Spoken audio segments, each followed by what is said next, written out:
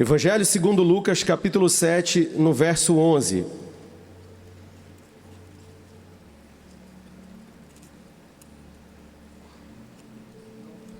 Está aqui.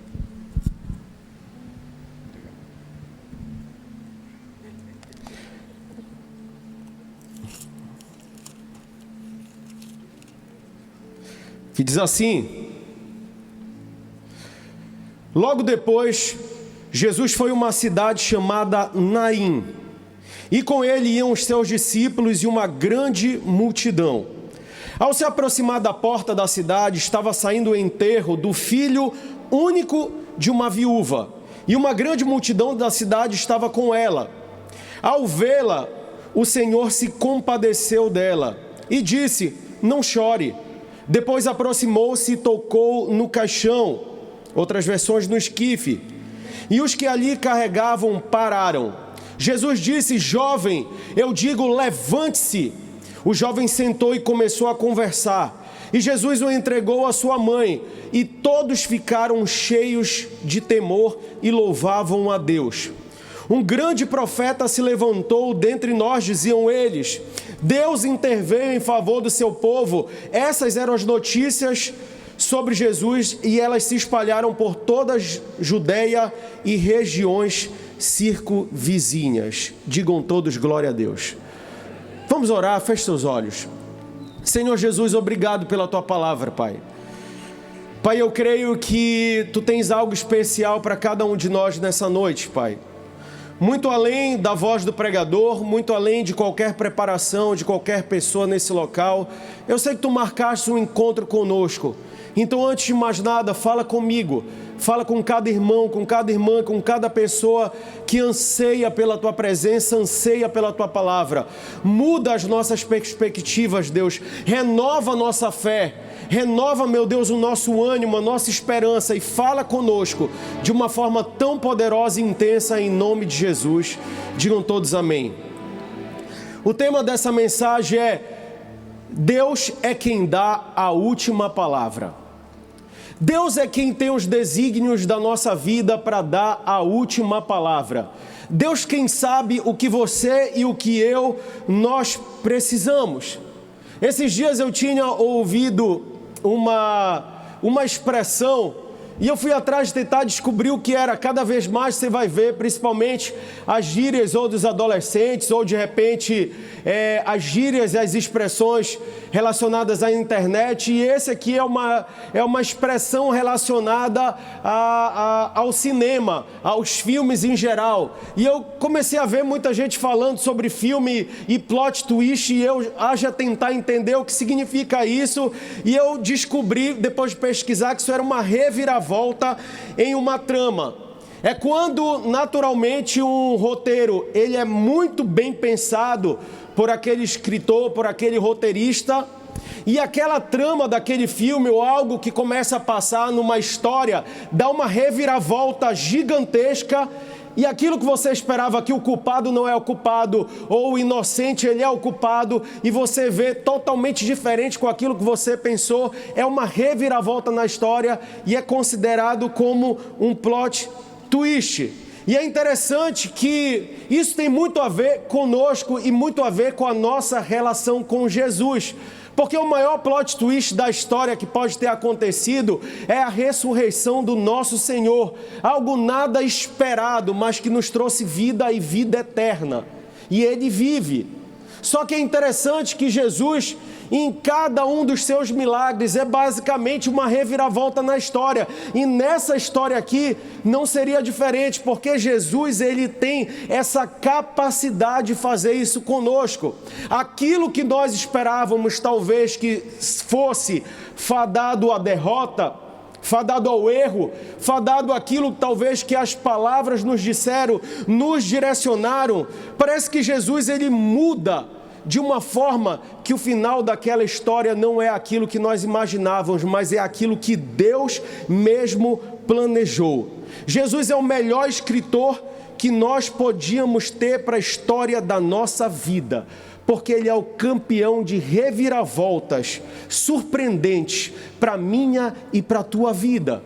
Ele tem uma reviravolta surpreendente, já preparado para aquilo que você talvez chegou aqui clamando e orando, com uma expectativa às vezes que seria talvez pelos olhos da fé, uma derrota.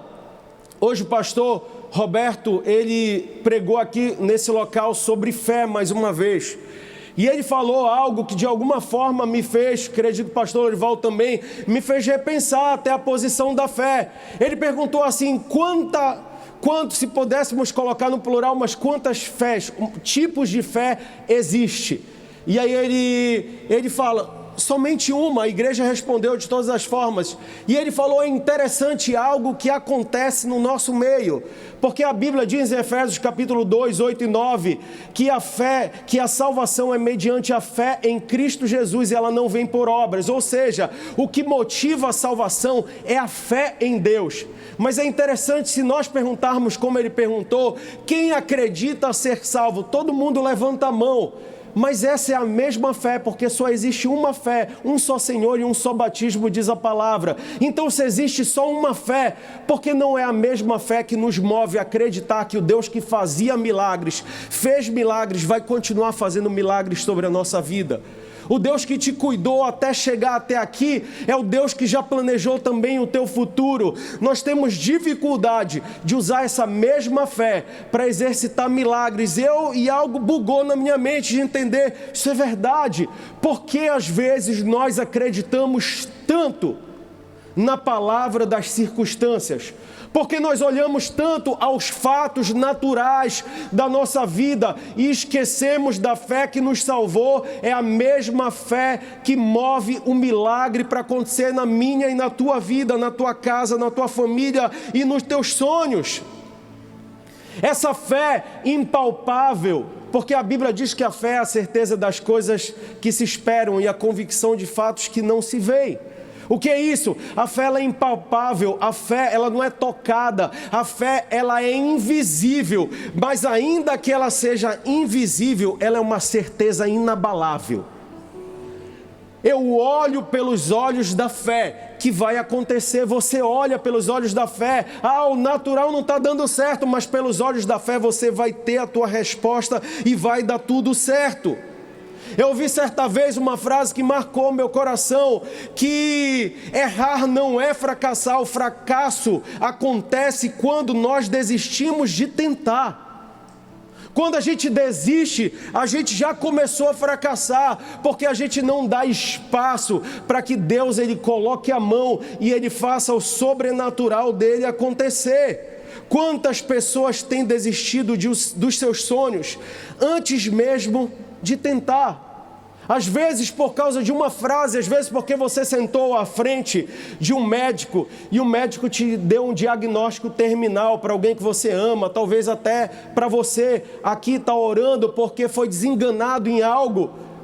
Ou talvez para você que tem um sonho, que às vezes uma palavra no teu trabalho, no dia a dia, com um amigo, isso te abala e você começa a acreditar que aquilo que Deus já preparou e já planejou para você não é verdade, não vai acontecer. Quando Deus lá está torcendo, está mexendo os pauzinhos, Deus está ajeitando as circunstâncias, Deus está ajeitando as situações para dizer, no final, quem tem a última palavra sou eu.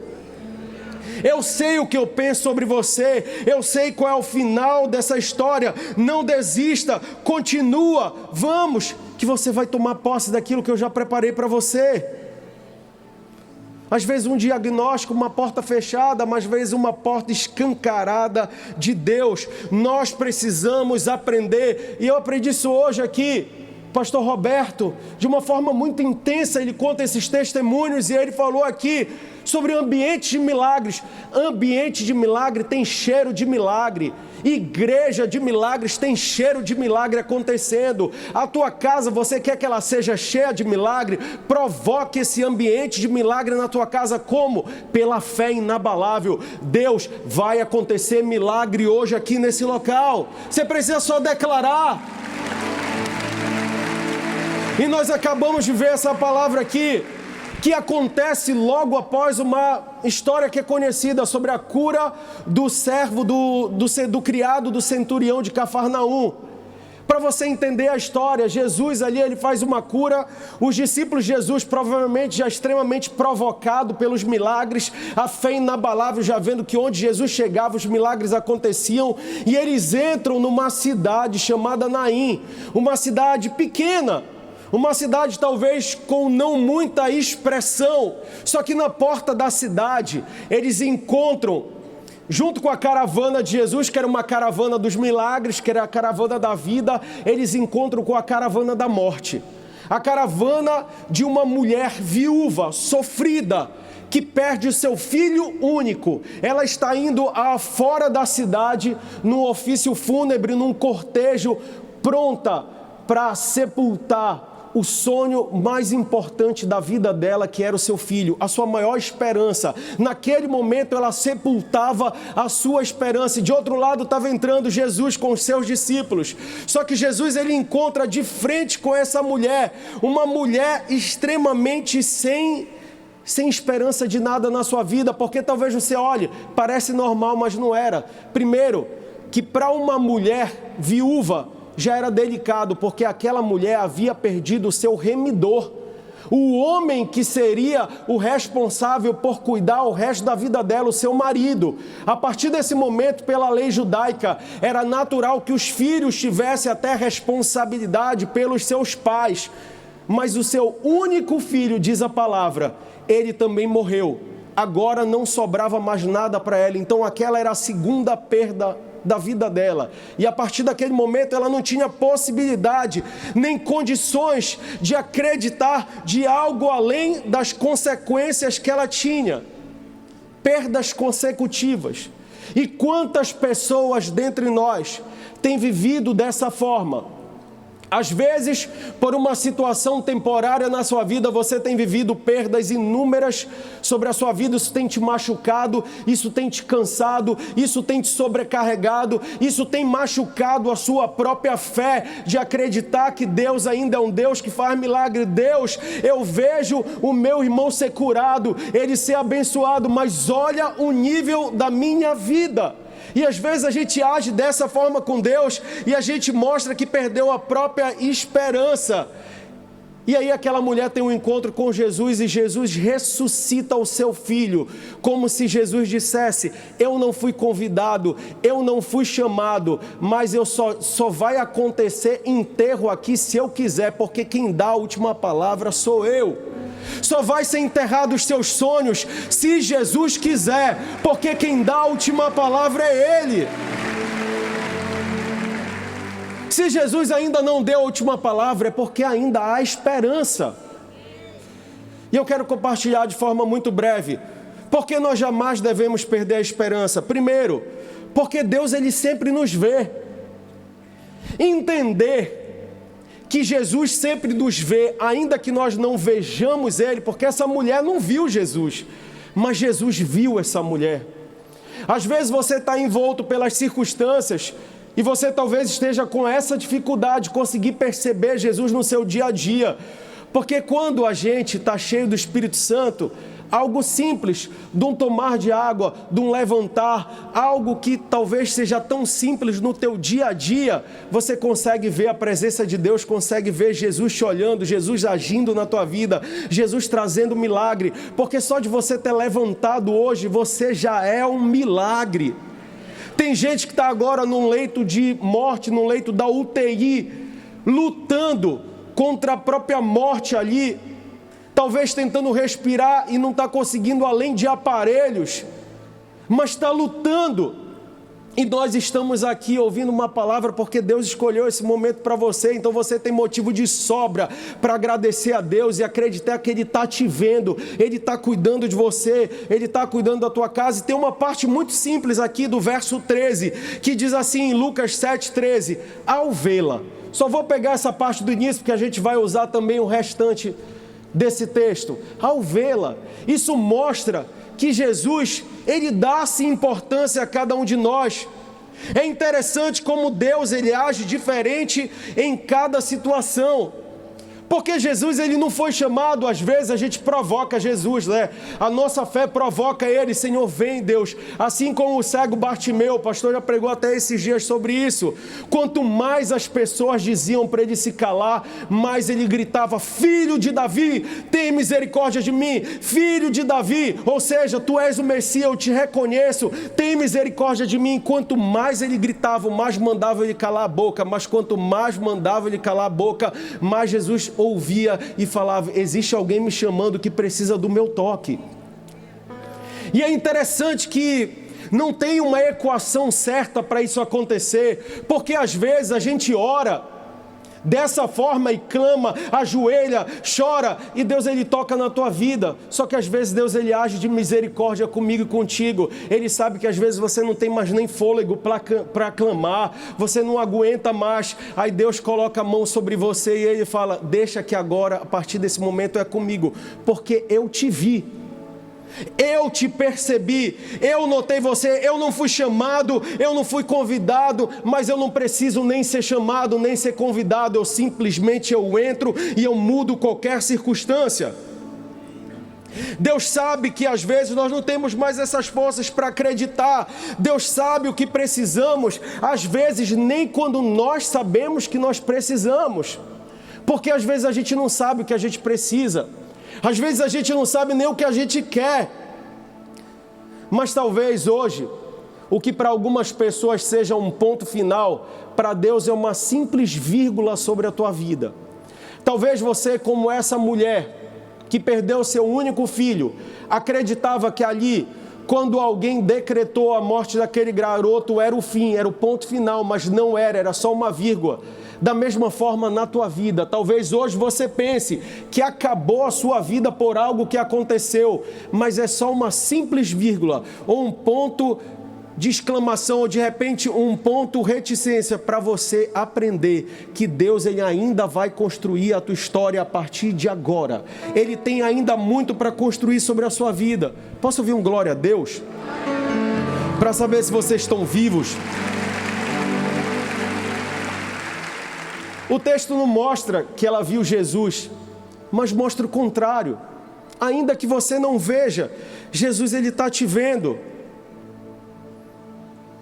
Às vezes nós precisamos ser confrontados sobre essa falsa sensação de abandono que existe em nós, irmãos.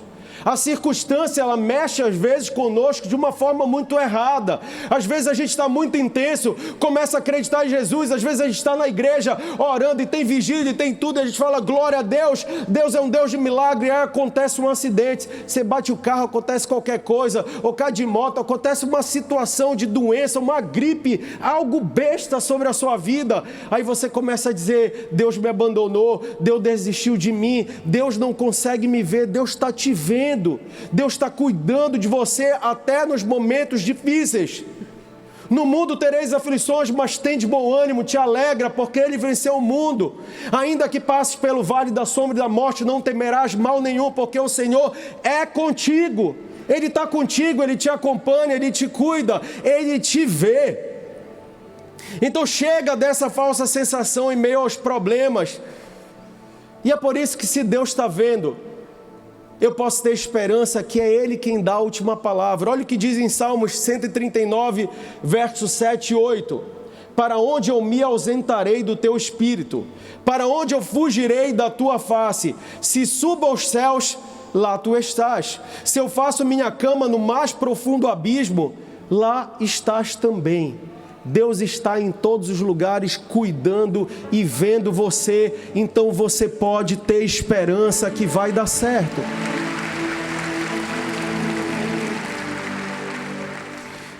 E número 2, porque eu posso acreditar em ainda ter esperança? Porque Deus é um Deus compassivo. Lucas, verso 7, 13, aí diz, ao vê-la, e aí vem o que vem depois disso, o Senhor se compadeceu dela. Na ARC, ele fala de uma forma mais intensa dessa palavra, eu estou usando a NVI, ele diz assim, moveu-se de íntima compaixão por ela. Porque essa íntima compaixão de Jesus era algo que era notável em Jesus por onde quer que ele passava. Porque existe uma diferença muito grande, talvez para você que não saiba, entre empatia e compaixão. Porque a empatia é quando nós nos colocamos no lugar do outro.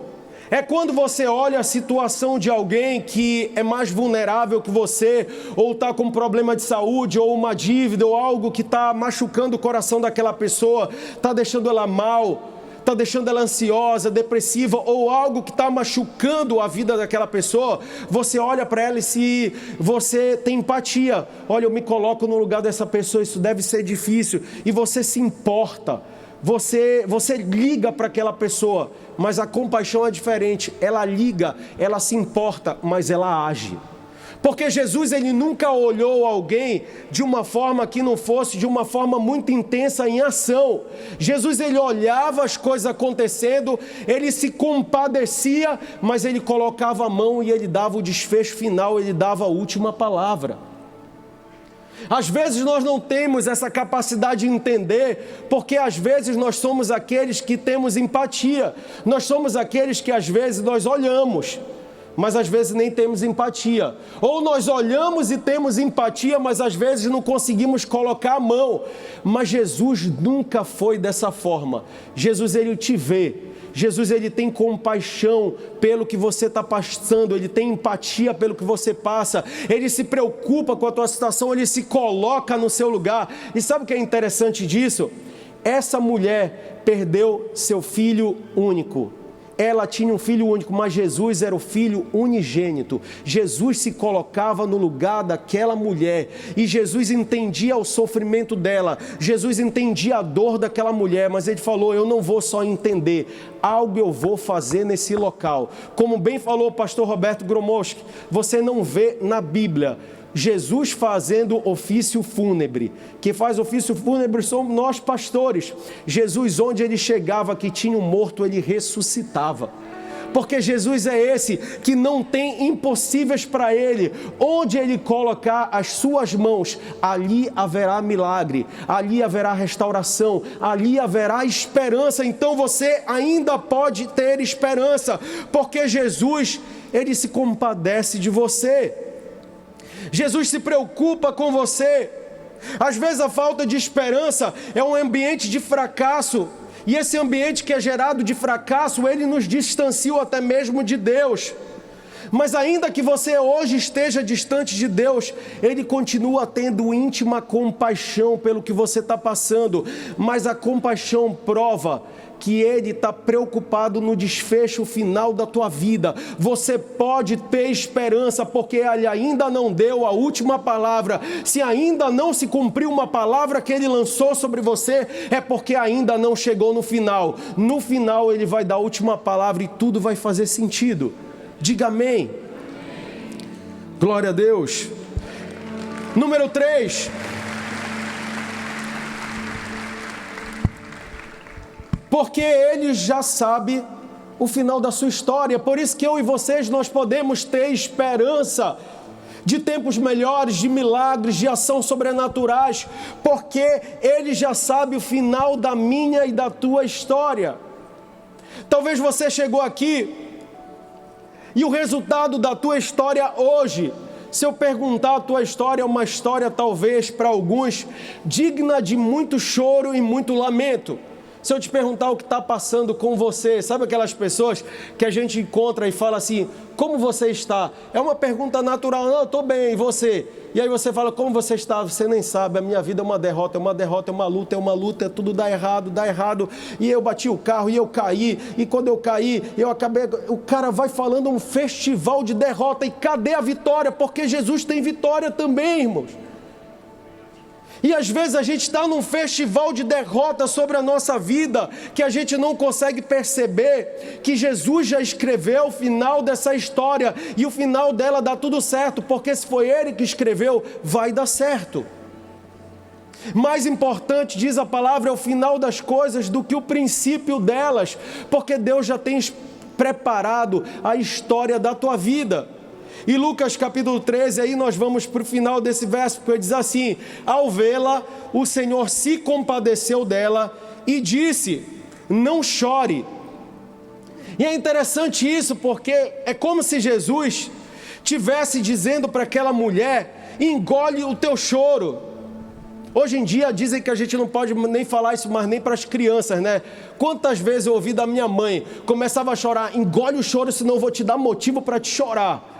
Hoje, se a gente fala isso, nem isso pode falar para a criança, porque às vezes dizem que vai traumatizar a criança. Mas Jesus é como se ele dissesse para aquela mulher: engole o teu choro.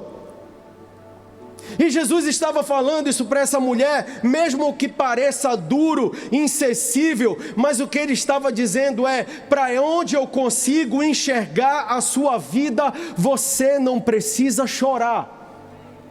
Onde eu consigo enxergar que eu dei a minha última palavra, onde eu consigo enxergar, onde eu estou vendo o teu filho levantar.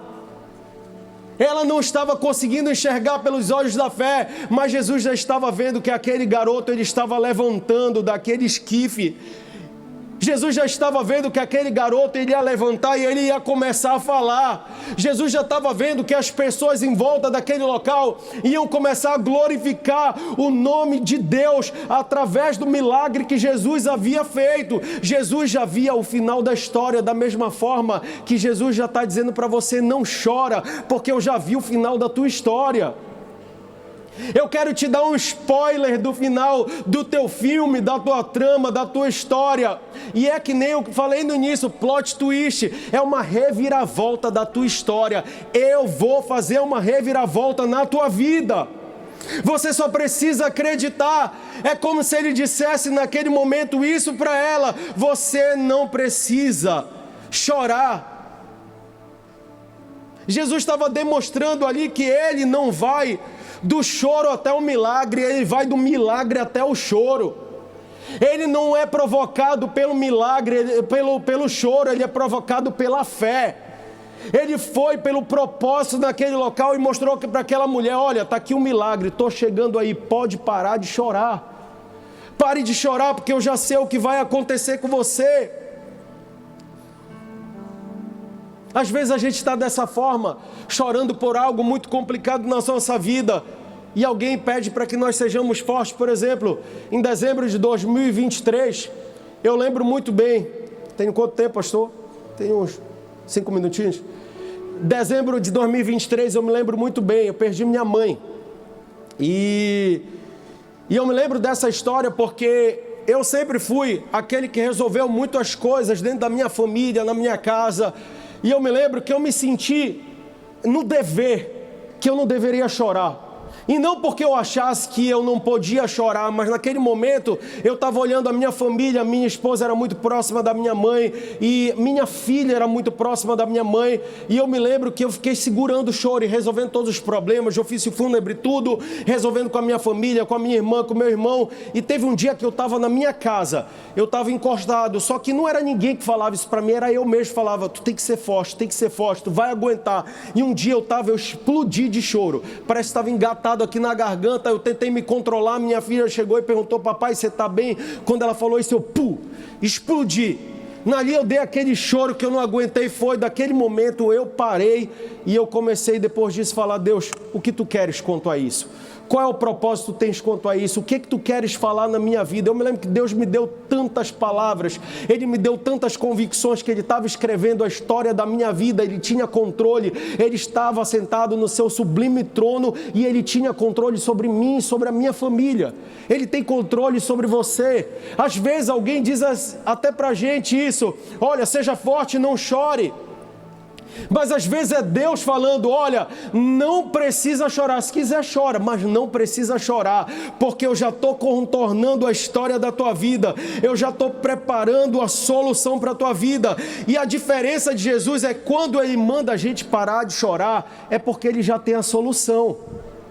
Ele não fala para a gente chorar simplesmente para nos calar. Ele fala para você parar de chorar, porque Ele fala: eu já sei o que vai acontecer com você, porque eu já dei a última palavra sobre a tua vida e você pode ter esperança.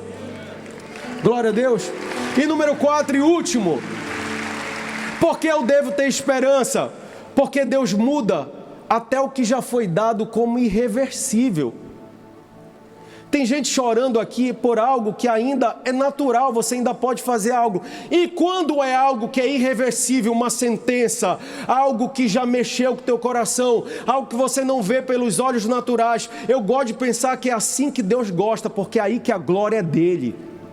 É assim que Deus olha e fala, glória é minha, porque o homem, o médico, o pastor, o líder, o padre, não vai dizer que a glória é dele, porque só eu podia ter feito isso na vida dele. No verso 14 e 15 diz assim, depois aproximou-se e tocou no caixão, e os que carregavam pararam. Então Jesus disse, jovem, eu te digo, levante-se. E o jovem sentou-se e começou a conversar, e Jesus o entregou à sua mãe. E aí que eu quero entrar com vocês, sobre os olhos das circunstâncias. Todas as vezes que nós olharmos pelos olhares das circunstâncias, isso vai nos roubar a esperança, porque a fé é a convicção de fatos que nós não conseguimos ver. Se você não está vendo algo acontecer, ainda tem fé aí para ser motivada, porque ainda é ambiente de milagre. Mas todas as vezes que nós, simplesmente pelos olhos naturais, olharmos uma circunstância e nós pararmos, nós estamos freando aquilo que Deus pode fazer na nossa vida.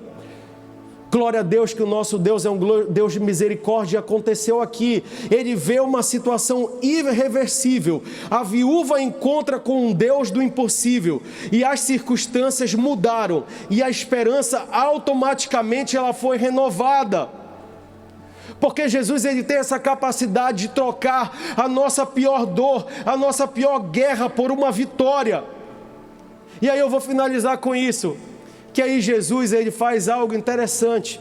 Jesus ele ressuscita aquele garoto, e a Bíblia ela enfatiza isso, que Jesus o entregou à sua mãe. É como se ele dissesse, lembra que você não acreditava, lembra que você acreditava que a sua história já estava escrita e ela era fadada ao erro, agora eu te digo, toma o teu milagre, porque agora você tem motivo de sobra para glorificar. Se você tem hoje uma circunstância dada como irreversível, você só precisa encontrar com Deus do impossível. Fique em pé no seu lugar.